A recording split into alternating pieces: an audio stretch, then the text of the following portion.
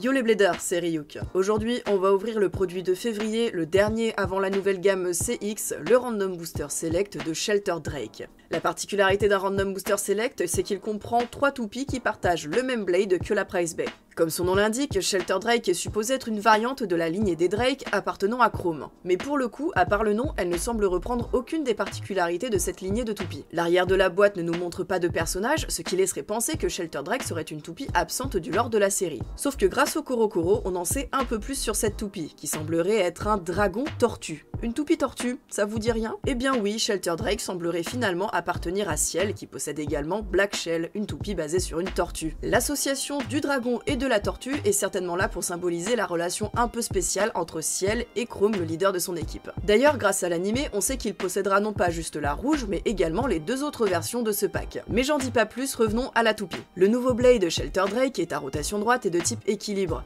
Il se compose de 2 lames larges qui créent à leur liaison un léger décrochage pour causer l'offensivité. Ces 2 lames tirent sur l'extérieur en devenant de plus en plus lisses, avec un profil qui s'amincit sur les bords.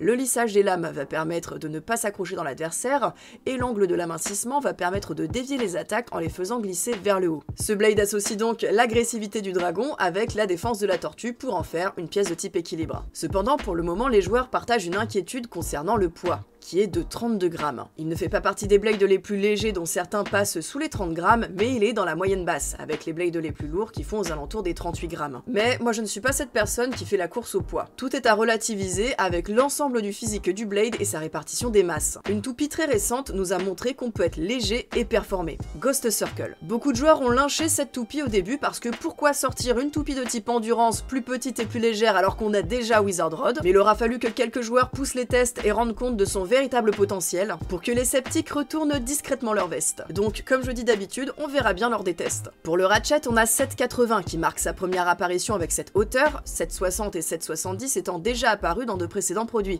J'aime beaucoup les Ratchet 7, ils ajoutent de la masse et de la stabilité et peuvent aider pas mal de combos légers à mieux encaisser les impacts. Reste à voir si en termes de stabilité et de taux de burst, 7,80 ne sera pas trop désavantagé.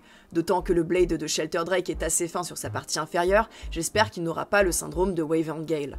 Et pour finir, on a le beat Gear Point, plat sur son contour et avec une pointe en son centre. C'est un beat qui peut alterner entre une allure statique et une allure dynamique. Ce qui le différencie de Point, c'est l'engrenage qui descend jusqu'au sol. En plus de faciliter l'accès à la X-Line pour un meilleur X-Dash, il ajoute de l'accroche et crée un effet de drift. J'ai pendant longtemps eu du mal avec cette pièce, mais depuis des sorties comme Whale Wave, Nightmail, etc., c'est un beat que j'aime finalement beaucoup utiliser en ce moment. À la base, j'avoue que cette Shelter Drake ne m'a pas hypé du tout. Après avoir eu en main les dernières sorties UX et avec l'annonce récente des CX, c'est une toupie qui paraît très basique, voire même fade. Mais bon, pour la science, j'essaie de tester un maximum de pièces, donc je n'allais pas faire l'impasse. En ce qui concerne les 2 autres versions alternatives de Shelter Drake disponibles dans ce Random Booster Select, on a Shelter Drake 570 Orb, de type endurance et de couleur jaune, et Shelter Drake 360 Dot, de type défense et de couleur verte.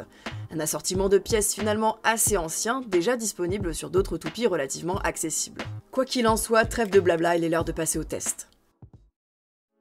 C'est à présent l'heure du duel, la Shelter Drake va affronter la Impact Drake, l'une des dernières toupies de type attaque et de sortie qui est connue pour taper fort. Allez, c'est parti. Ça tente le X-Dash, mais c'est manqué pour la X-Line. On refait un tour de stadium, oh, pile dans l'axe. Mais la Shelter Drake revient d'entre les morts et ne sort pas dans ce extreme finish. Elle décide de rester dans l'arène. Ça penche un petit peu néanmoins, mais Impact Drake perd plus de vitesse de rotation, ce sera un spin finish. Allez, deuxième round. Cette fois-ci, premier contact directement à l'entrée dans l'arène. Ça part sur l'extérieur, un X-Dash assez lent, ça manque la sortie, contre-attaque de Shelter Drake qui vient terminer sur ses derniers tours de rotation, la Impact Drake. Allez, troisième round, on repart. Des chocs très violents dès l'entrée dans l'arène, X-Dash parfaitement exécuté, extrême finish en faveur de la Impact Drake. Allez, Shelter Drake au centre, Impact Drake la rejoint et ce sera finalement un burst finish remporté par la Impact Drake. Allez, dernier round pour ces 2 toupies. Ça tente d'accéder à la X-Line, mais c'est un petit peu manqué. Ça se retrouve maintenant au centre de l'arène pour se donner des petits coups. Ça penche beaucoup du côté de la Impact Drake, ça tente de déséquilibrer la Shelter. Ce sera finalement un spin finish. Allez, on change de type d'adversaire, cette fois-ci la Shelter Drake va affronter une Golem Rock, une toupie de type défense, mais qui on le sait propose quand même pas mal d'impact à recul. On va voir ce que ça donne, et ce sera un premier burst causé par la Shelter Drake. Allez, deuxième round, on va voir si ça peut aller un peu plus loin. Premier contact, les toupies se jaugent, ça manque la sortie, ça se pourchasse sur la sortie, le rebirth de Shelter Drake, qui veut pas en finir, qui rejoint la Golem Rock mais qui a perdu beaucoup de vitesse de rotation, ce sera donc un spin finish.